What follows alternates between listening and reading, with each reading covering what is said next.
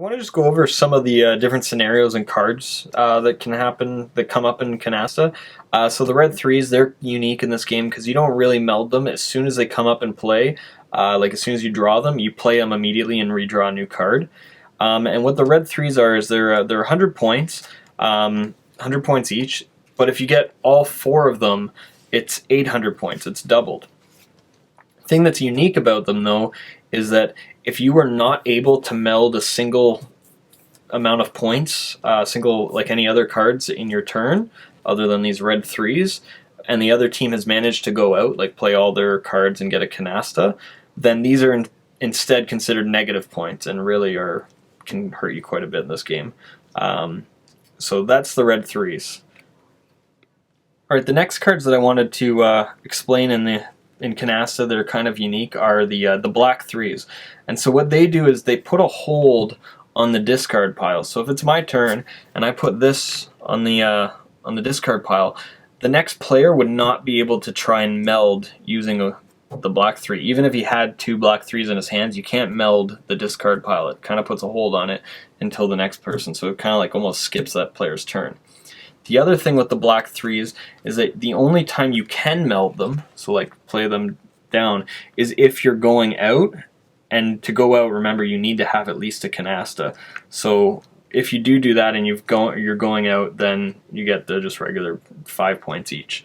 So that's what's unique about the black threes. The next concept in Canasta they want to explain is the concept of the frozen discard pile.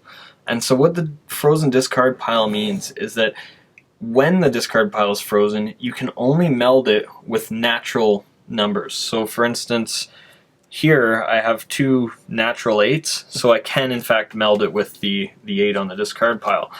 If it's frozen, I wouldn't be able to play a wild card with it to try and meld because it's not both natural. So reasons the deck could be frozen, there's a few of them. So at the very beginning of the game, when neither you or your partner have played any melds, the deck is considered frozen until somebody has made the initial set of melds. So like when it's starting, it needs to be 50 points.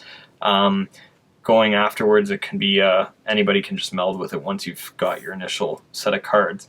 Other ways that you can freeze the deck is if, say, the very start of the game, a red 3 was flipped over, and so as cards get discarded, it's still considered frozen until somebody can play the natural 8s or natural numbers, whatever is on top.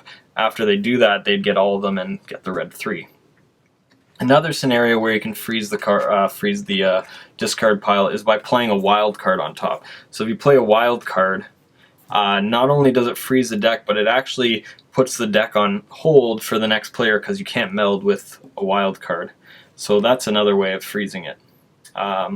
So yeah, that's freezing the deck, and I'll explain the next sets of rules shortly. Okay, so the next thing I want to explain in Canasta is the starting melds. So depending on how many points your team is at throughout the course of the game, the amount of points that you need to play in your starting meld can vary. So at early stages of the game, if you ever somehow get in a scenario where you're at negative points, then you actually only need 15 points on your starting meld if you're starting off in negative score. So for instance, playing these 3 8s would be more than enough.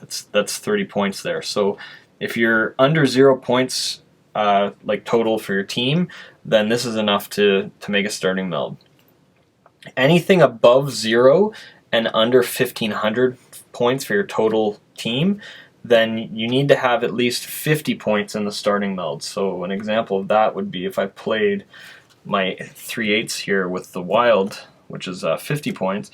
So now I'm up to 80 points for starting meld.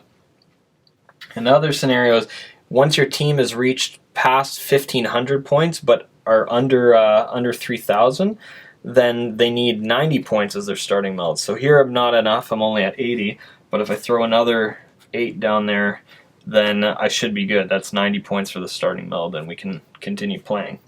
The last one is once your team has reached the 3,000 mark, then they now need 120 points to start off with their melds. So this is not enough here. What I could do is I could play my 2 aces and move the Joker